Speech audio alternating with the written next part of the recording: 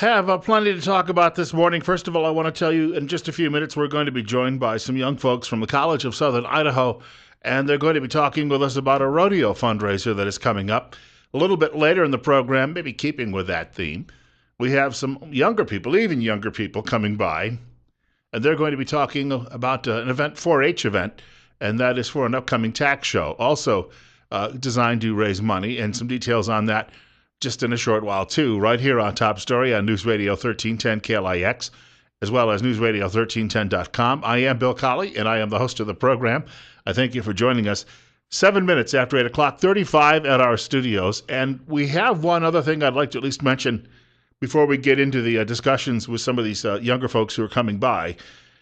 Something that I saw this morning, and it just stuck in my craw. It comes from a newspaper in Boise named the Idaho Statesman. There you go. Statesman wouldn't quite do it. It's Idaho Statesman.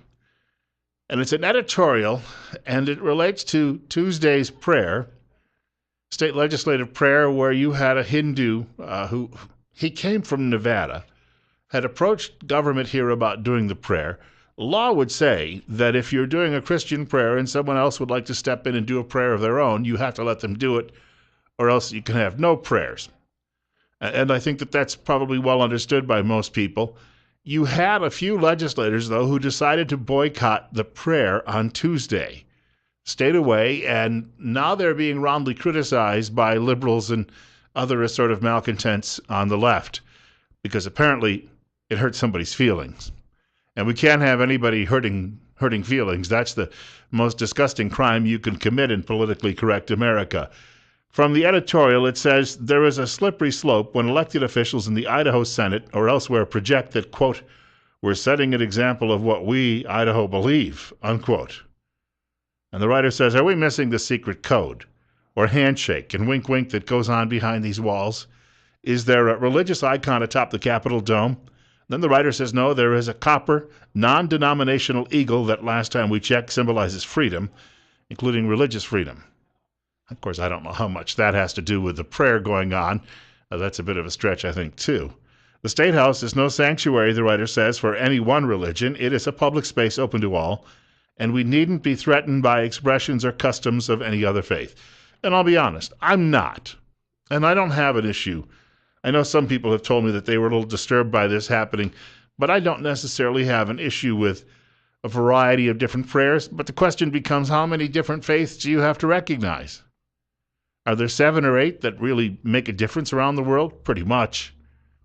Beyond that, if you have, some of these people I mentioned the other day who they take a dead dog down to the taxidermist, have it stuffed, and then they worship that inside a pyramid, they're fruitcakes. Let's be honest about that. And should fruitcakes be allowed to come in and have prayers as well? So the Statesman is not answering that question about just how far this should actually go. And number 2, I wish these newspaper people would be just as vocal in defending Christians as they are in defending people of other faiths, because obviously they're not. Think about what Ben Carson said the other day, talking about his religious views in relation to same-sex marriage, and he is just being hammered. Oh, he's a bigot, he's a hater, he's a mean-spirited individual, and he should never be allowed to get anywhere near the White House. No, he's a Christian. And these are things that Christians believe. If you really take your faith seriously and you believe what's in that book, then that's what you believe. And so you have folks in establishment media who just refuse to say anything nice about Christians or respect any Christian beliefs, but they will jump through hoops to defend and promote everybody else's religious faith. I'm a little sick of it. There are things I don't like, and it's because that's what I believe, that's what I was taught growing up, that's what I have been taught in church, and I'm going to honestly tell you right now, I don't need to be losing my job and have to go live under a bridge somewhere because somebody else's feelings are hurt by it. I'm not over there kicking down their door. I've made this analogy before. I'm not rushing into their homes and saying, stop doing that behavior. I'm then not handcuffing them and dragging them away to jail. I leave them alone. What's the old phrase? I believe it's from A Man for All Seasons, where he says something along the lines of, I think none harm, I say none harm, I do none harm. Well, that's what I'm trying to do. But on the other hand, Don't tell me what I need to believe and tell me what I need to say publicly or not in order to keep my vocation. That is my means of making a living. 812. We have a caller with us this morning. Our telephone number at Top Story is 736-0300, 736-0300, and you're up next on News Radio 1310, KLIX. Good morning. I certainly agree with everything you're saying, and I like to say Christianity's been pushed down. I want to switch subjects while I have an opportunity to call in, and that's remember when Boehner and Simpson and company said they were going to fight executive. Well, tell you what, that's not my subject right now, and I've got other callers. The show is not called What's Your Beef. I know it might be hard for people to believe this, but I actually come in here with it all planned out. And we'll take your calls at another time on that subject. You're up next. It's 8:13. Bill Colley with you on Top Story. That must be that person also wanted to go off the beaten path as well. 736-0300. Once more, 736-0300. Many, many years ago, I remember going to a Bible school. I must have been about 10 or 12 at the time.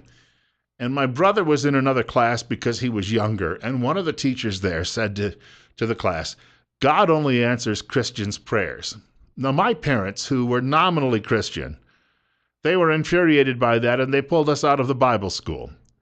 But in retrospect, if you actually believe, as you're a Christian, if you actually believe that Jesus is God incarnate, and that when he said, I am the way, and nobody is going to get to the Father but, through me, then you would actually believe that. Now, I know some people out there might say, well, that's not inclusive. Well, why do you care what I believe? Again, I'm not forcing you to believe it. And this is where we continue to get off the rails on all of this. And your good buddies over there in left-wing media, they would just like to silence you completely and tell you that every religion, including the dog stuffers, that they're as equal as what you believe. And that's simply not true. You're up next on Top Story. Good morning. Everything you say is true. There's 2 points I want to make. Satan is very powerful.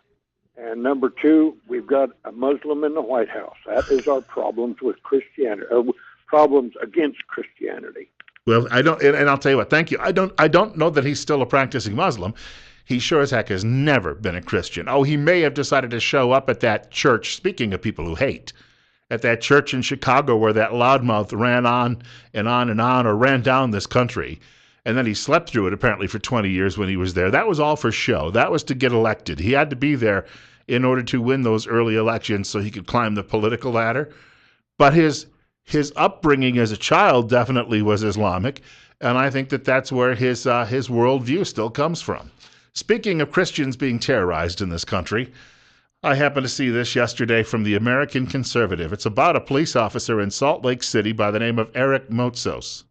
I'm hoping I'm pronouncing that correctly, Moutsos. In June of 2014, that would be just last summer, the Salt Lake City Motor Squad unit was asked to participate in the Utah Pride Parade in Salt Lake City, which included performing choreographed maneuvers on motorcycles. Now, here's a guy who's been a decorated policeman. Well, what happened next? He was part of the unit. He was ordered that he was going to participate. But because of his personal beliefs, he said he felt uncomfortable doing so. But he said he had no problem performing other duties to protect and serve. He had previously provided security as same-sex couples flocked to the Salt Lake City County building to be married following a federal court ruling legalizing same-sex marriage. He said that at that point, he went to his superiors, and what he told them was, I will gladly do the traffic detail, but I am not going to participate in the parade because people then would believe I'm sanctioning this, and I am not going to sanction it due to my personal religious beliefs. Guess what happened? A couple of days later, he was called in by a supervisor, told to turn in his badge and his service revolver, or pistol in this case. No one's using revolvers, I guess, in policing any longer. Then he was driven home, and they went home and picked up any other effects he had that had belonged to the police department. So in other words, he was fired on the spot for refusing to participate in a parade that he felt celebrated immorality because of his Christian beliefs. It isn't enough that these people want to be tolerated, and tolerance is not a Christian virtue. But we do it because we're polite and nice people. It isn't enough. They want you to come over to their homes and participate, apparently, and they are going to force that upon you. The writer of this story says, what Motsos is learning, what all traditional Christians will soon learn, is that there is no accommodation to be made. You are the enemy and must be crushed. You will be forced to advocate for things that violate your conscience, and if you refuse, it doesn't matter how far you are willing to go to be accommodating, you will be branded a hater and forced out of your job. That's where we are now and where we are headed. We are fast reaching, and in many places have reached, a point where what traditional Christianity teaches about homosexuality may not be said or thought in the public square, no matter how you express it. One of the goals of the Benedict option, as I see it, the writer says, is for Christians to come together to learn how to endure what's coming, to do so with grace, not spite, and to support each other through these times. Because the day is coming where they may end up locking us away. They may put us in stocks, or they may take us out into the arena and set loose the wild beasts. I'm telling you, it is frightening what could be coming.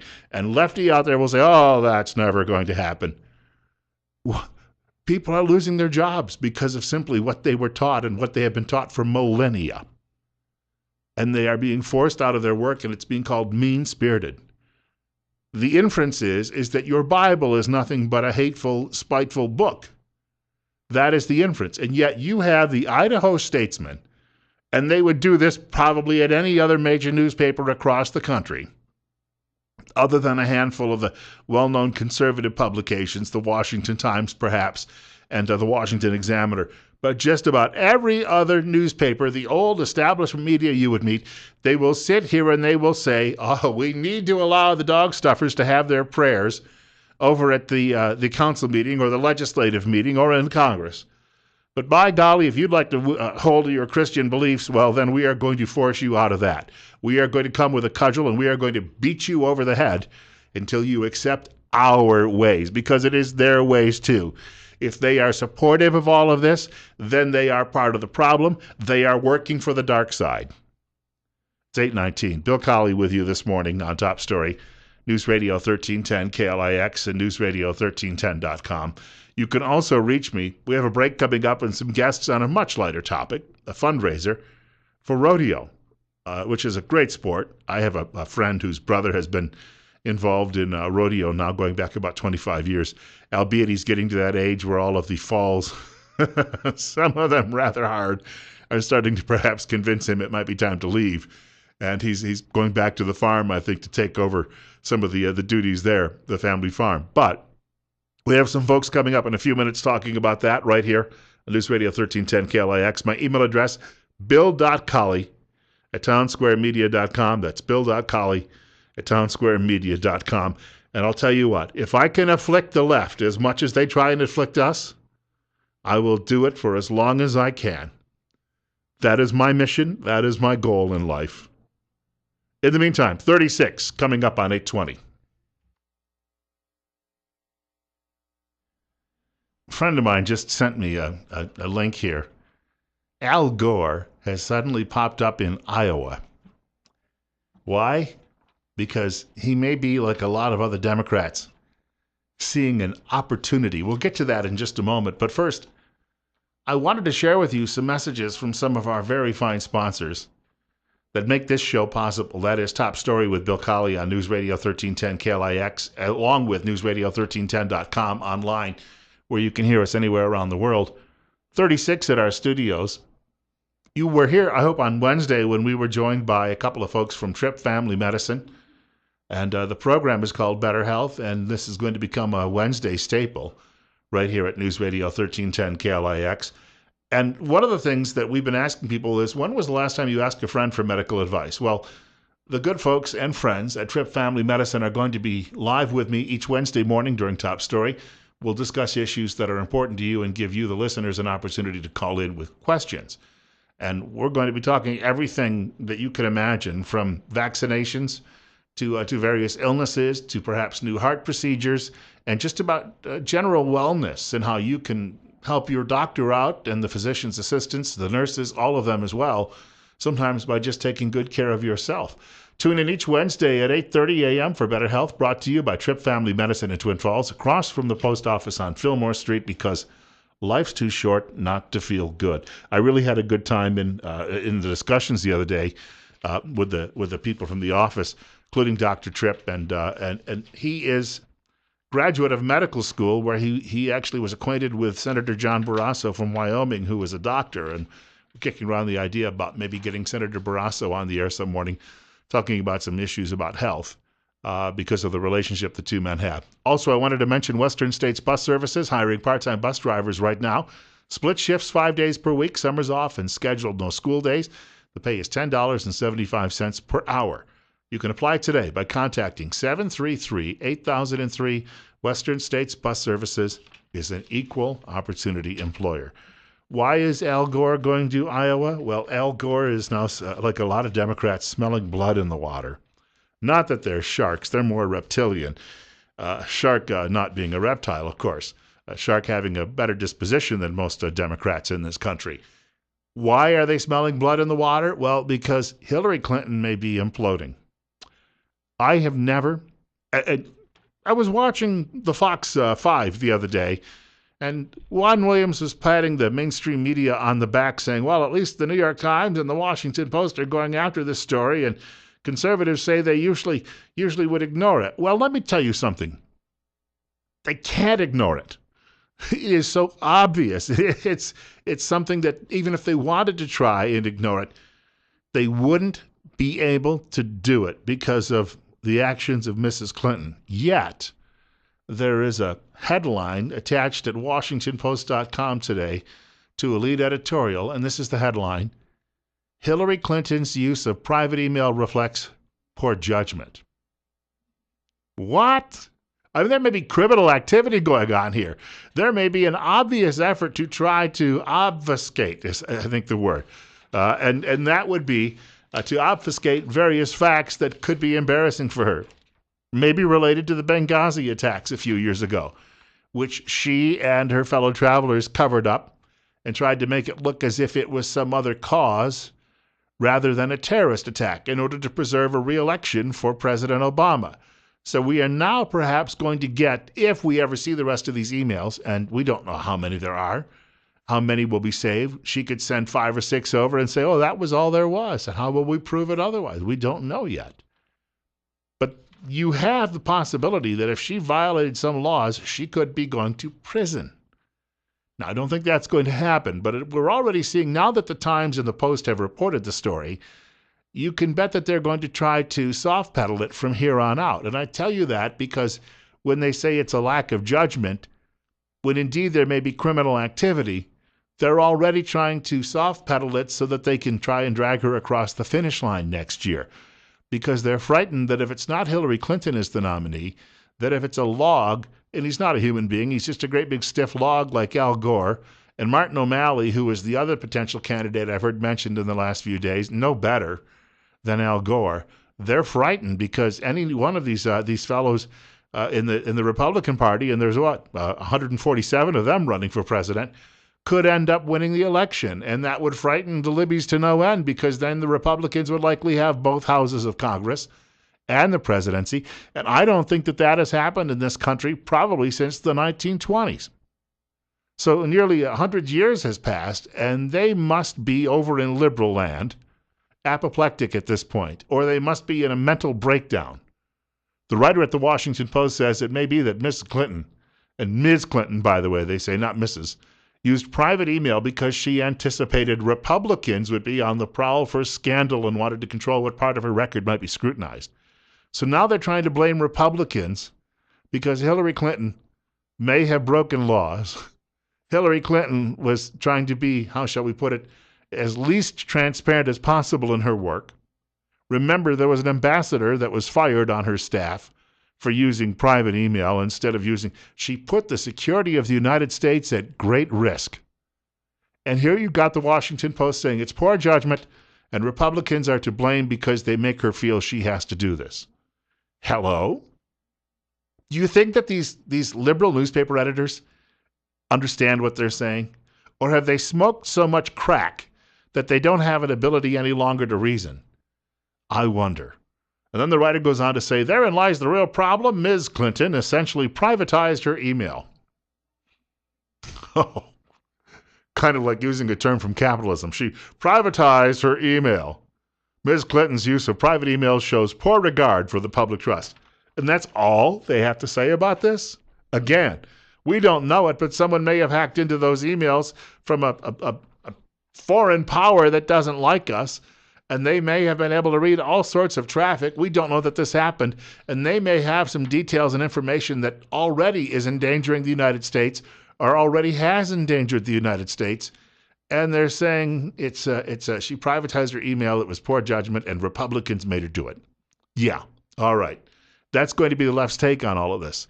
10 minutes now away from 9 o'clock. Bill Colley with you on Top Story.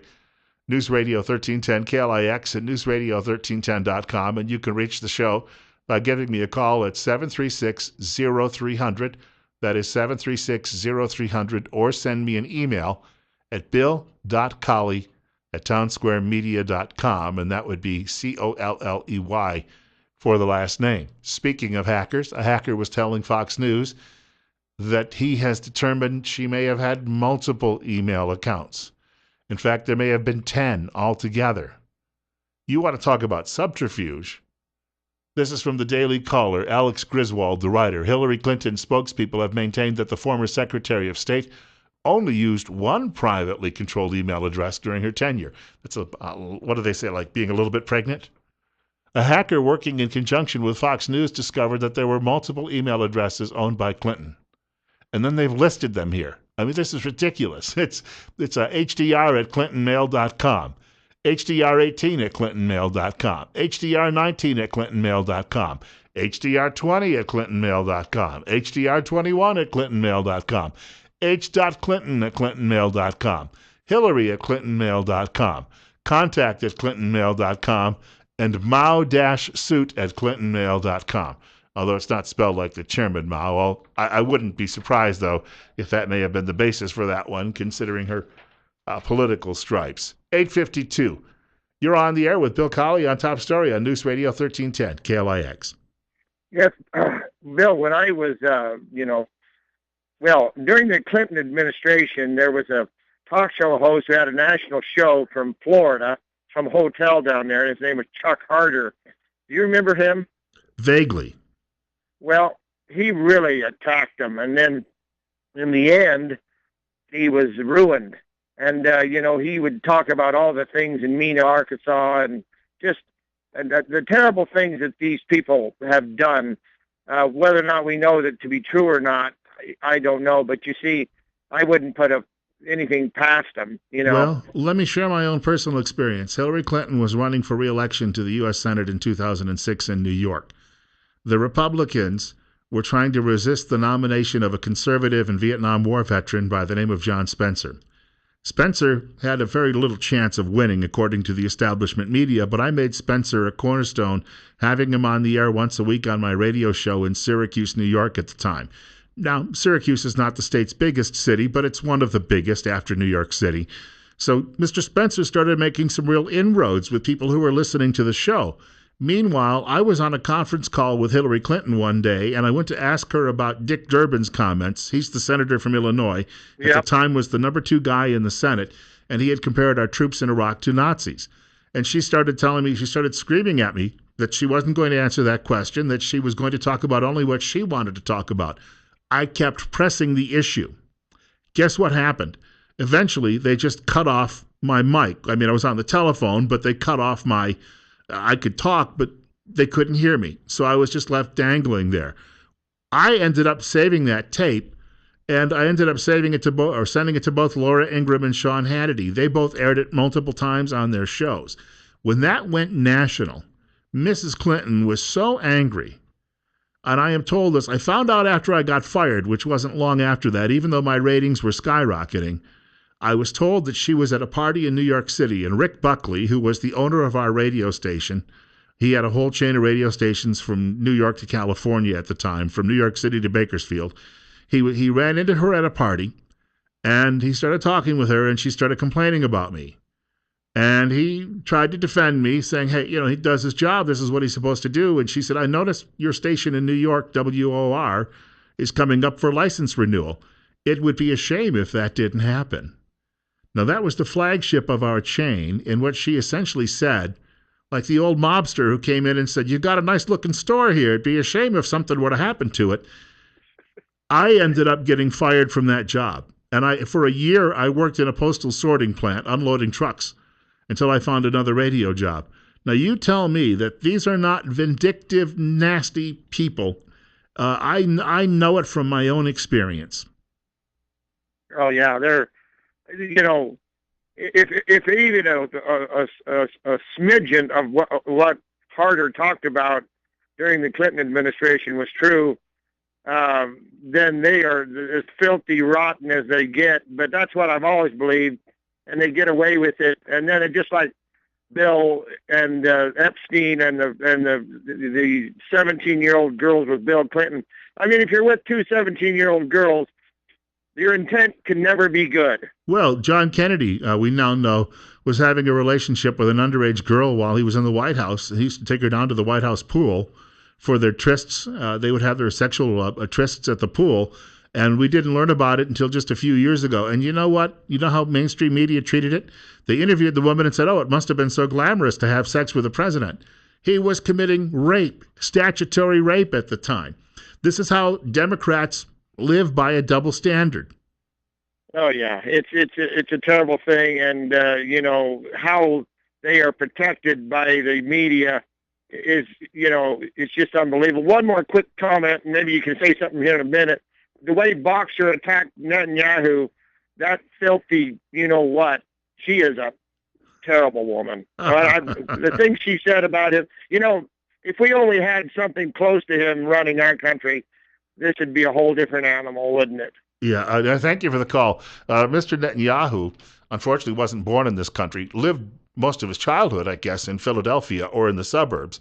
So he has a fairly good understanding about the American way of life. But remember what they said about him in the White House. They called him a chicken bleep. Here's a guy who served with Israeli special forces. His brother was already a national hero when his brother was killed in the raid on Entebbe, rescuing Israeli hostages. The family has known pain. The family has known what the cost of survival is for your nation. I mean, they know it right down into their core. And you've got these pantywaists in the White House, and you've got them in media too. Again, we have a double standard, and I cannot emphasize that enough. You've been hearing that for years, but you know what? It's true, and you're going to see it with this Hillary story, because in a week, all of the allies, the minions, her campaign appendages and media are going to line up behind her and say, well, this is old news. Well, it wasn't old news that Mitt Romney may, stress may, have been mean to a fellow student when he was 15. It wasn't old news that when Rick Perry was young, that he went to a hunting lodge that he rented with friends, and there was a bad racial name painted on a rock nearby because the hill had been named after that some years ago. Even though Perry tried to paint over it, media covered that as if it was somehow his ideal in view today, even though that was a generation ago. Yeah. Double standard? No kidding. 9 o'clock news is coming up next. Bill Colley with you for one more hour on Top Story this morning on KLIX. It's 38.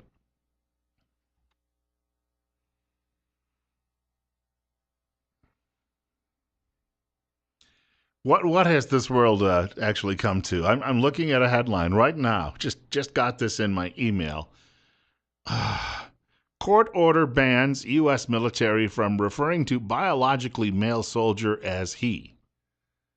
The soldier previously known as Bradley Manning would be the one in question, now calling himself Chelsea Manning.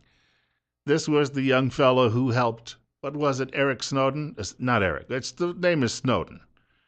Helped this fellow Snowden, that's the last name, helped him get away with a great deal of internal documents about what was going on in the United States government. Now, some of that may have been stuff we should have known about. I agree with that. But Manning, Private Manning, how he ever got access to all of this, and after having taken certain oaths and working as a soldier in the U.S. Army, I tell you what, this guy had some serious issues, and maybe he was attracted to Snowden, which is why he has now changed his name to Chelsea and now claims he is also a woman.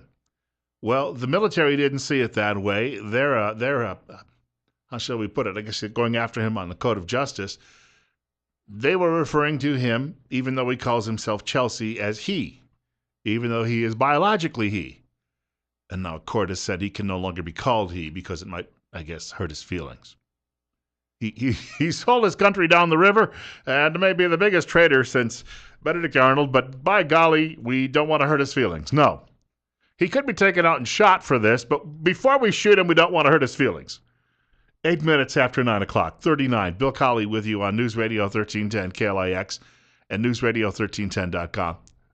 Do you sit at home sometimes and just wonder how we got to this point? And did we not notice it? Or did we not put up a fight perhaps when we should have?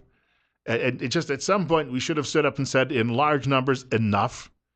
And maybe that would have stopped this sort of ridiculousness and the dumbing down of our culture, actually the destruction of our culture, which seems to be what so much of this really is all about. It's that Alinskyite or Plivin, or whatever they called it, strategy to bring the United States to its knees so they can install their socialist paradise. Just like they have in all of the European economies where people are starving, or in the communist countries where people were starving. Makes no sense to me, but somehow they believe it. Here's a story I happen to see today. And the relentless attack on you as a patriotic, traditional American continues. Chris W. Cox from the National Rifle Association writing in the Washington Times, ammo ban is about gun control, not gun safety. We were talking about this the other day on the program when this was first announced by the president, that he was intending an executive order to ban certain ammunition. We didn't get to it immediately. We were talking about some other issues for a few days, but this is still percolating in Washington. Mr. Cox from the NRA writes, President Obama failed to enact his anti-gun agenda legislatively because it is at odds with what the American people want. And that is true. The American people, even after a lot of these school shootings, didn't change their minds. I mean, there were some emotional moments where polls showed a little bit of a bounce in favor of gun confiscation, but that quickly subsided. You know why that happens? Because the number of these shootings has actually been dropping steadily over the last 40 years. But see, they don't want to tell you that in government because then you get the impression America is getting safer. The writer goes on to say, the president is using the ATF, that is alcohol, tobacco, and firearms, to impose gun control that he couldn't get through Congress. So he tried to ban America's most popular rifle and failed. Now he's trying to ban the ammo. M855 or M855 ammunition has long been exempt from a federal ban because it is primarily intended to be used for sporting purposes. Nothing about this has changed. That is still how it's used today. And then they tried to take a page from Michael Bloomberg saying, well, it could be used against police officers. No, my friends, it's never been used against police officers. Even the man who was in charge of the Fraternal Order of Police on the national level came forward and said that was a ridiculous argument. Yesterday, there was a police officer killed in Philadelphia. One of my best friends, he had a father and uncle who were police officers in that city. The uncle, in fact, was the bodyguard for the former police chief and later mayor of Philadelphia, Frank Rizzo. And he was telling me in real time yesterday he was getting reports about what was going on. The policeman went up to pick up, he stopped at a GameStop to pick up a video for one of his kids as a gift. And these two hoodlums were there robbing the place, and they shot him, and he died. Now, they did not use any special, whatever they were using was just whatever they scrounged up on the streets or during a break-in somewhere. So to try to make the argument, though, that it's various, that the criminals are using AR-15s, they're not, and they're not using the ammunition. And that's absolutely ridiculous. But it's a way for the president, who is just completely lawless and out of control, to continue his march to run the country as a dictator. And that is what is going on. Let's not sugarcoat this at all. 12 minutes after 9 o'clock. Bill Colley with you on Top Story. News Radio 1310 KLIX and newsradio1310.com means you can hear us anywhere around the world online. I have a few friends, twisted, sad people who are still listening online. I would like to say a shout out to them, and what I just said about you, I don't really mean it. And I'll send a card or something if your feelings are hurt. But other than that, don't expect much more from me. 736-0300 is one way to reach our program. That's by giving us a telephone call. 736-0300. Also, you can reach me by email, bill.colley at townsquaremedia.com. The last name is spelled Colley. You ever see a guy by the name of Dan Mitchell? Dan Mitchell is with the Cato Institute, and he often appears on Fox News and some of the other lesser networks as a talking head on various issues.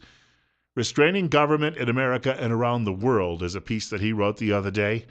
And he said the problem with the White House is that it has been using regulations and executive orders to change laws, thwart laws, and ignore laws. At what point will someone challenge this and get it to a large enough court where someone will just pull the rug out from under these executive orders?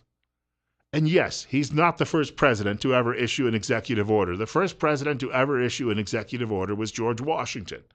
But we've talked about this before. I was at a presentation some months ago by Michael Peroutka from the Institute for the Constitution.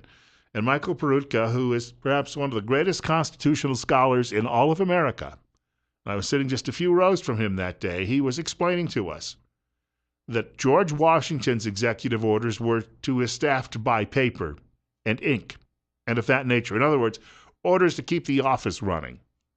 But this notion that somehow the president can bypass a co-equal branch in the courts or Congress and say this is the way it is because I feel that way, I'm sorry, it doesn't work that way in a constitutional republic. Mr. Mitchell says the White House has decided a law giving the federal government authority over the navigable waterways of the United States also means the federal government can regulate ponds on private lands. And the list he's got here just goes on and again. He's talking about immigration, that he has decided he can wave a fig leaf and just make all of these people citizens so that they can turn around and vote as a Democrat and perpetually have Santa Claus bring them new toys. Here's another one. While Obama may not have a problem with the notion of America becoming a banana republic, we actually do, Mr. Mitchell says, have co-equal branches of government, and each has its own specific role. Here's he said, the relevant text from the Constitution as obtained or contained in the official repository. And this is a quote from the Constitution of the United States. Maybe some of you are familiar with it. If not, you should read it sometime. Quote, all bills for raising revenue shall originate in the House of Representatives, but the Senate may propose or concur with amendments as on other bills. Every bill which shall have passed the House of Representatives and the Senate shall, before it became a law, be presented to the President of the United States, unquote. Mr. Mitchell says, maybe I'm not a very careful reader, but I don't see anything in that passage about unless President Obama feels otherwise. Yeah, that's, oh, I woke up today and Michelle served me a terrible breakfast and I feel ornery, so therefore I'm going to change the laws. And it doesn't say, or with the exception of unilateral tax hikes on companies. That's the other one. He wants to raise taxes by his own fiat. When does it stop? Somebody said the other day, well, it stops in 2 years. And, 22 months and 2 weeks, actually, a little less than 2 years. Can we survive that? Rick Perry said last week at CPAC we can. He said we've survived a couple of world wars and a civil war and a revolutionary war. Yes, I suppose we could, but that has to mean that we're going to actually have some rights in 2 years that will make it survivable. And we have not seen anyone who has threatened our constitutional rights in this manner, at least in my lifetime. Coming up on 9:17, 39 at our studios, Bill Colley with you on Top Story on News Radio 1310 KLIX.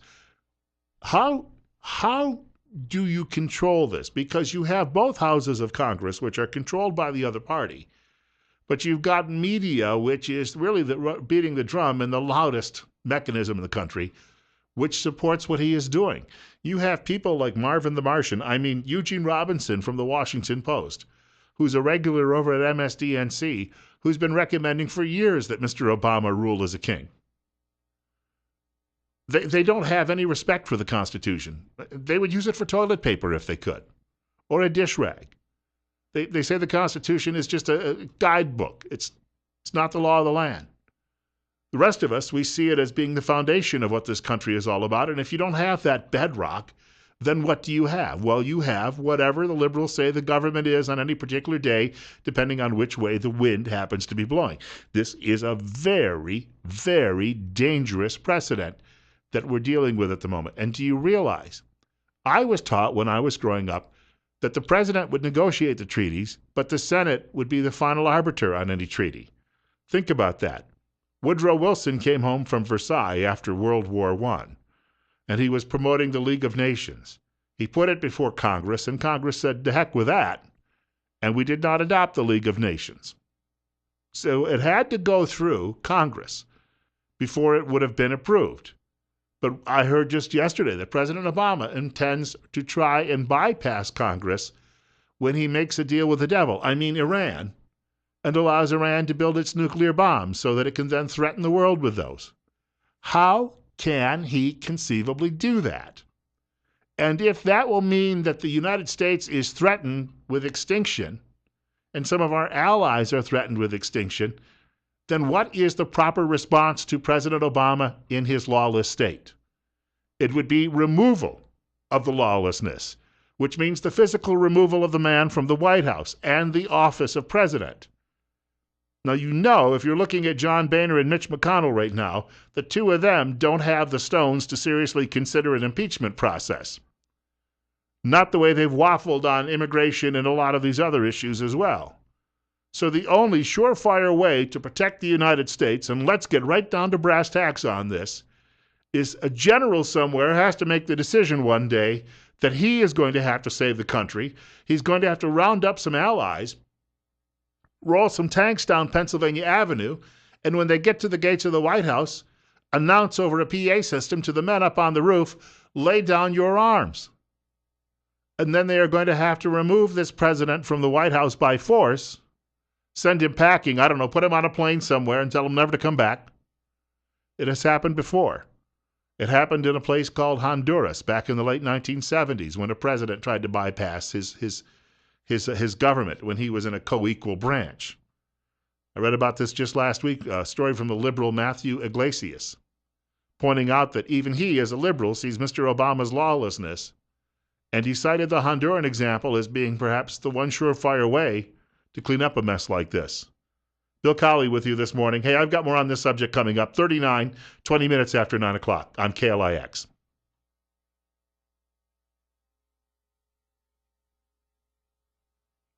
Back from my water refill.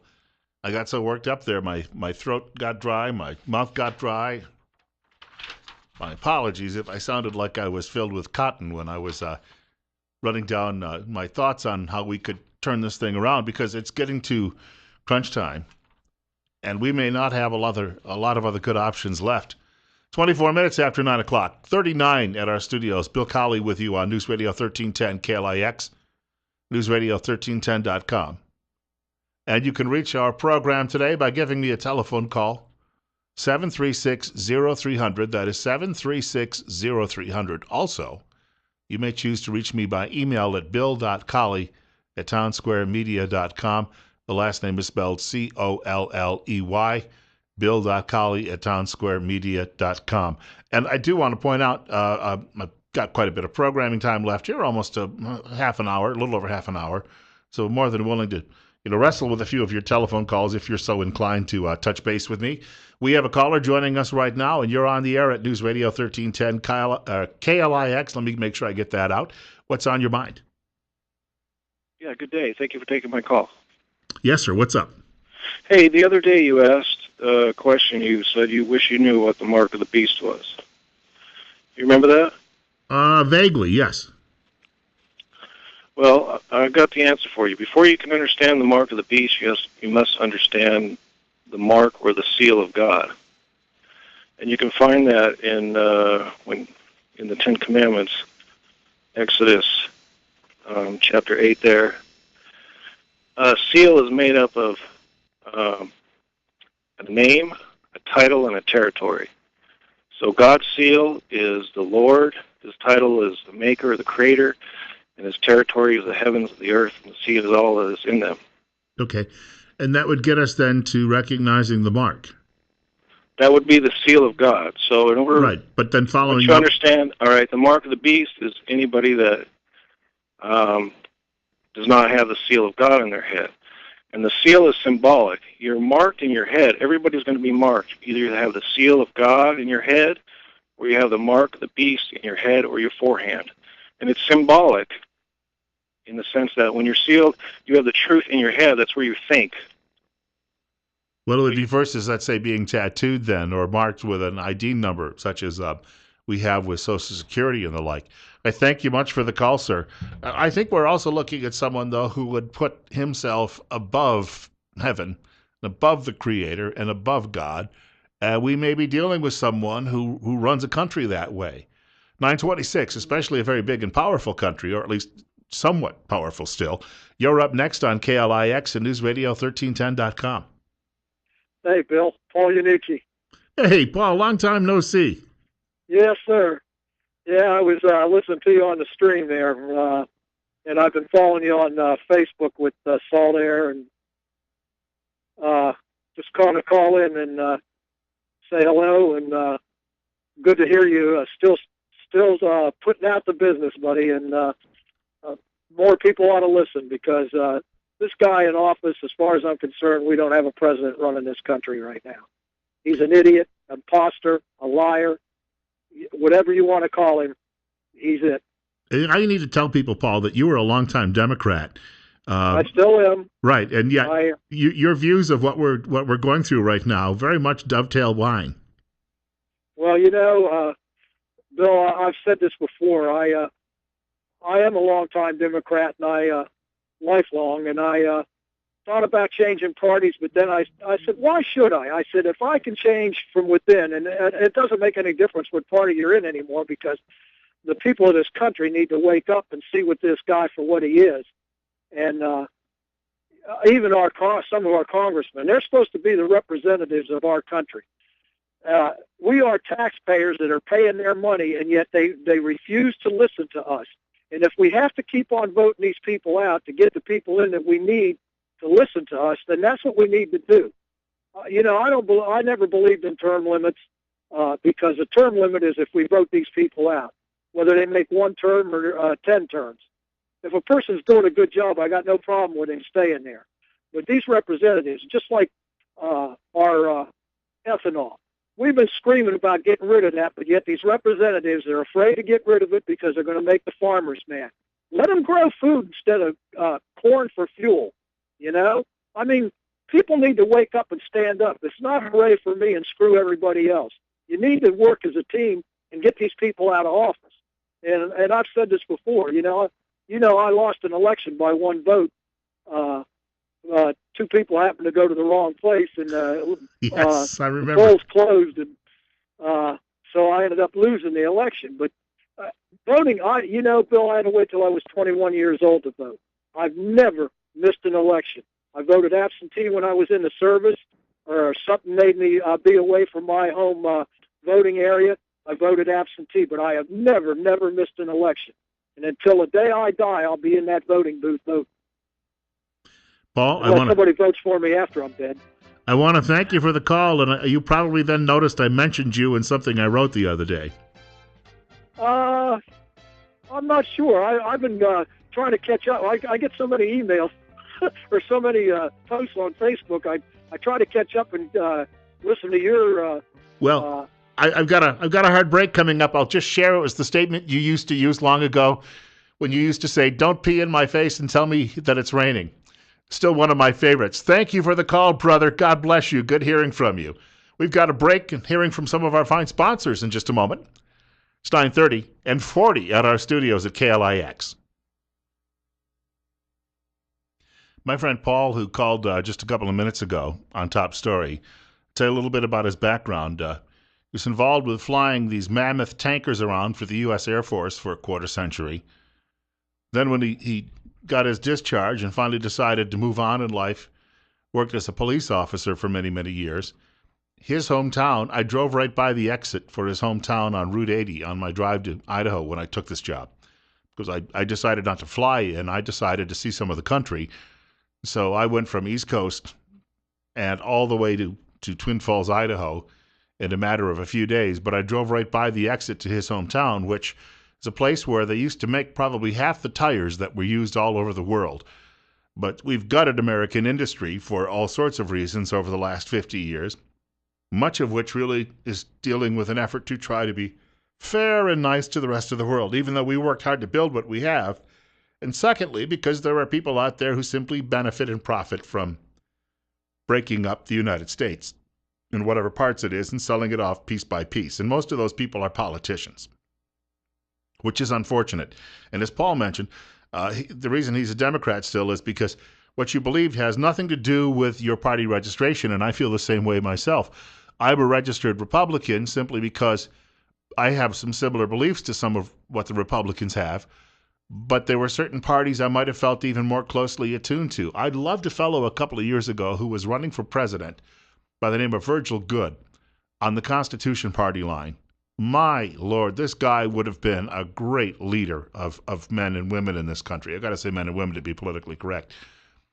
But I couldn't register in the state I lived in as a member of the Constitution Party.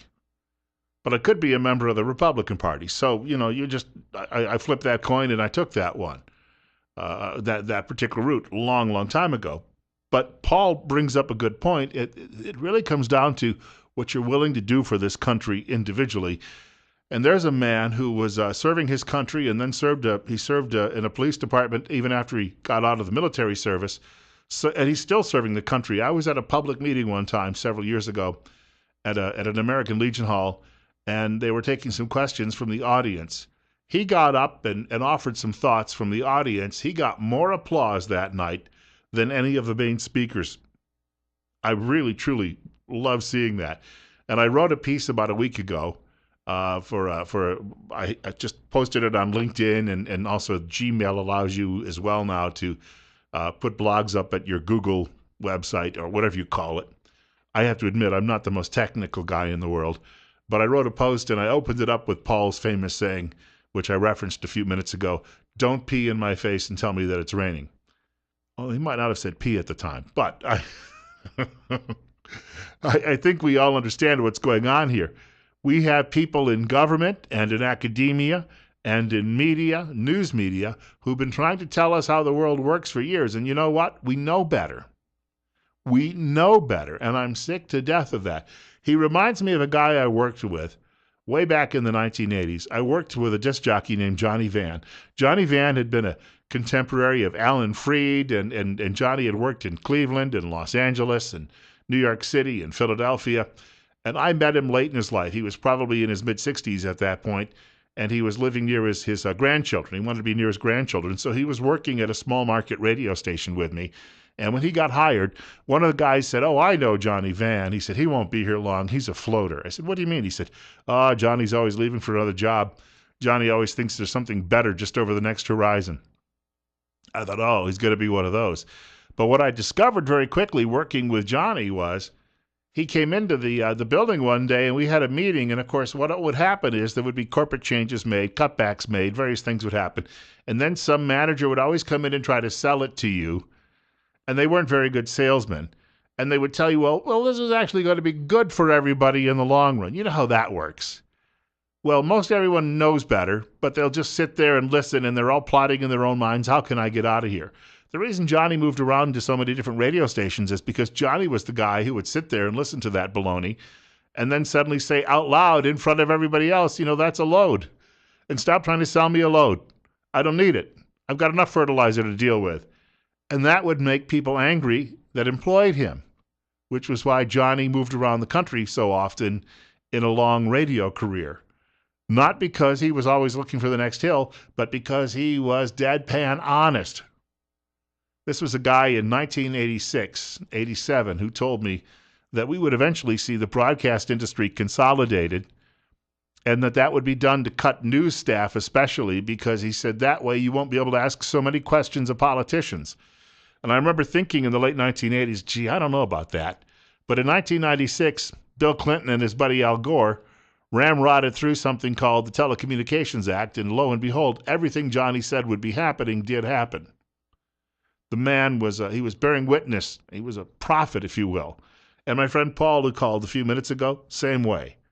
And these people, and what's interesting is Johnny was a guy from a hometown of York, Pennsylvania, and Paul is from Warren, Ohio. And these were people who grew up in those working environments. They knew how to make a living, and they knew the value of honesty, too. And there's not a lot of that going around any longer. 20 minutes away from 10 o'clock. 41 at our studios. I'm Bill Colley on Top Story. News Radio 1310 KLIX and newsradio1310.com. Coming up in about 10 minutes, the Huckabee Report with Governor Mike Huckabee. I hope you can stick around for that. Hey, speaking of also being honest, a lobbyist working for a business group has been suspended because he wrote a profanity-laced message email about someone in state government. Yeah, but what if it's true?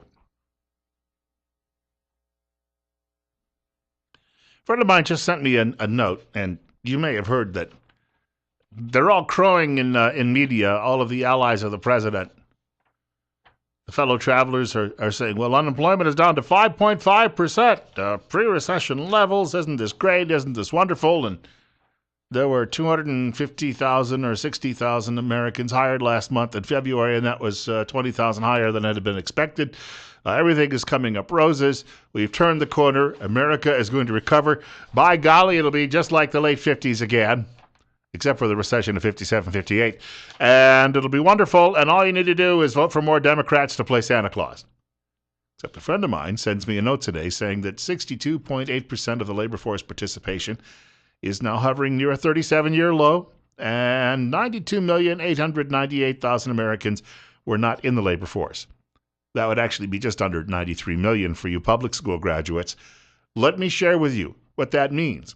They're not counting those people who are not working. If they were counting those people who are not working and no longer getting benefits, that unemployment rate might be 22%. So why can't we get people in media to tell us the truth about these things? Next time you see one of those liberals sashaying down the street on his way over to the Times News office, stop and ask that question. See what answer you get. They'll come back with, oh, workers of the world unite, or something like that. And then you'll know what their true stripes are and what they're really trying to accomplish. 9:45. Bill Colley with you on Top Story on News Radio 1310 KLIX. At newsradio1310.com, you can reach the program by giving me a call at 736-0300. That's 736-0300. I want to mention 41 right now. We're looking at some weather. It'll be near 70 by the beginning of next week. Oh, love it. And I know we need the rain. That'll be coming sometime in the middle of next week. But I'm not going to complain about any temperatures in the 60s or 70s. It means the heat doesn't have to keep kicking on at the house. I have a story off the AP wire. We may get to it before the end of the show. Mike Huckabee's on the way in about 4 minutes. I'm going to try, though, to catch a caller on the air with us at the moment. And you're up next. You're on News Radio 1310 KLIX and Top Story with Bill Colley. Hello. Hello. Yeah, I have a thought on our illustrious president. He seems to be so power hungry that I imagine in 2 years he'll be making an executive action to limit, well, to allow him to be dictator. Why do we have to have another presidential election? You'll find people actually, I'm sure among his supporters, who will start suggesting soon that we change the Constitution and lift the prohibition on serving just the 2 terms so he can come back and serve additional ones. They'll look to repeal that amendment, which was passed, of course, after President Roosevelt died, having been elected to 4 terms, not actually serving all 4. I thank you much for the telephone call. I think if he could get away with it, he would do it. But I think any such attempt, I think he knows this, would result in those tanks rolling through the gates outside the White House, pointing that barrel directly into the residents of the White House, saying, "Get out right now." That would be the end of any attempt by Mr. Obama to take over and rule as the Emperor of the United States of America, which he really doesn't have any respect for in the first place. You're up next, and you're on the air with Bill Colley on 1310 KLIX. I'm sure tired of people name-calling and being so adamant. I'm just tired of it. Well, then why do you listen? Hello? All right. Because the moth flies close to the flame. I guess that's the best way to describe it. Here's something I had to come up with. Speaking of name-calling, from the Associated Press, the head of Idaho's pro-business lobby has been placed on temporary leave after sending a profanity-laden email criticizing a state senator and suggesting the group introduced retaliation legislation. The Idaho Statesman reports the board of the Idaho Association of Commerce and Industry made the decision, regarding President Alex LeBeau on Thursday. So I looked at this, and I don't really know the full story, and people will say, well, you have to be more diplomatic, and in this day and age, you have to show you've got a little bit more couth than sending an email laced with profanity. But what if he's right? I mean, what if he needs to get a point across, and maybe he doesn't need to be politically correct. Maybe he needs to give a verbal slap in the face. Maybe that's what this is all about. My father's generation, I'm not recommending we return to their means of doing things, but they would say things that were very politically incorrect, and they would profanity in my dad and his neighbors and friends. I'll tell you what, it was inseparable. And they also were men who settled disputes with their fists. We don't do that any longer either. At least using profanity is a lot less harmful than using somebody's fists, although the liberals would say that, words are harmful and somebody's feelings might get hurt, and we can't hurt anybody's feelings because then they'd be sad. And as the caller said, I'm sick and tired of name-calling. But I'm going to keep listening to you, by the way, anyway. Thank you. Mike Huckabee is coming up next. The Huckabee Report is brought to you exclusively by the financial advisors at Waddell & Reed in Twin Falls. The telephone number, 736-6563. Again, the telephone number at Waddell & Reed in Twin Falls, 736-6563. Governor Huckabee's main rival for the Republican nomination for president is Ben Carson. Media may now be chewing Carson up and spitting him out after some remarks he made related to his Christian faith the other day. So Huckabee may have an open-ended run here coming up in the next several months. And thank you very much, Governor Huckabee. I remember one time being in college, and I went out with some friends to get some chicken wings, and we're all trying to show off how tough we were. We ordered the hottest wings we could find, and the waitress brought the wings over, and she put this basket down in front of me, and I leaned my head over, cleared my sinuses, and I think it also took all of the hairs out of my nose as well. Is that TMI? I asked that question. 9:55. We have a caller with us. You're up next. You're on Top Story with Bill Colley on 1310 KLIX and News Radio 1310.com. Hey, Bill. I just wanted to say real quick about that last caller. When you said don't listen, that's not their point. Their point is you say something they don't agree with, they want you off. They don't want. It's just all they can say anything they want, any disgusting thing about Republicans or anything. But when it comes to you, then all it is they want you off. They want That's everything. All I needed to say. Thank you. They want everything to be public radio, which of course is funded by people like you and me. You don't have to worry about that. No tax money went into this radio station. Over on the public side, where you get that steady daily diet of liberal socialism, that's all paid for by taxpayers. Oh, I heard one of these guys on one of the begathons one time. I'm driving down the road, and I was listening to a public radio station because I was in some remote place where I couldn't get anything else. And the guy in the begathon says, a lot of people think that we hear in public radio. They do that. It's like a breatharian type of thing that they do. It's got to be part of a training program that they have. That we get all of our money from the government. But that's not true, especially anymore.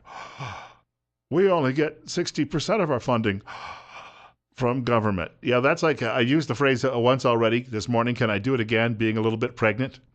60%, holy mackerel. If we got 60% of our funding from government, wow, the toys we could have around this building, and it's not funding from government, it's funding from the taxpayers. So you've already done these people once, and then you go on the radio and say, send me more. And you can hear more of the crow, Diane Rame, every morning. I'm Diane Rame, and I have a couple of other liberal guests today, and we're going to be talking with you about how bad Republicans are, as we do every week. It does sound a little bit like that. I guarantee that. I have heard it. I have been in workout clubs where you were on the treadmill, and somebody else comes in, and they pop that onto the sound system. I had to stop working out. I was so distraught. I may have to sue them. I went home and opened up a bag of potato chips and had a whole tub of dip with it. 9:57. Bill Colley with you this morning on News Radio.